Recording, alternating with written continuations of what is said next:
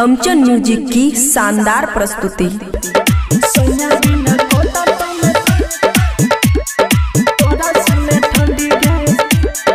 खुशी recording studio बलुआहा। Sweater jacket के तनो तोय पेन भी छौरी बंडी गे, स्वेटर जैकेट के तनो तोय पेन भी छौरी बंडी गे। सैया बिना कटतो में तोरा सुने ठंडी गे, सैया बिना कटतो में तोरा सुने ठंडी गे। अंडा चावल के तनो बनाई के खइबे हंडी गे, अंडा चावल के तनो बनाई के खइबे हंडी गे। सैया बिना कटतो में तोरा सुने ठंडी गे, सही बिना कटतो में तोरा सुने ठंडी गे। बुझाई छी ना DJ good Madhubani, DJ good Madhubani.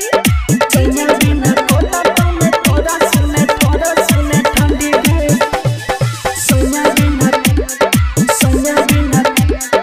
कटतो में तोरा सुने ठंडी गे। साए लगन फेल होय छै मखन मलाई, ई हे लगन में तो करल सगाई। साए लगन फेल होय छै मखन मलाई, ई हे लगन में तो करल सगाई। कमल राजाई में कटत में सर्दी गे, कमल राजाई में कटत में सर्दी गे।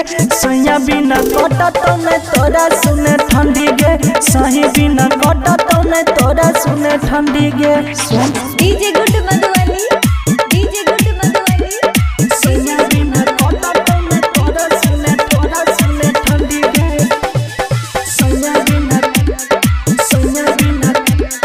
कटत में तोरा सुने ठंडी गे। कहे छो यमन की बटिया के सुन ले, प्रेमी हमारा जीत के सोइया बनाइले।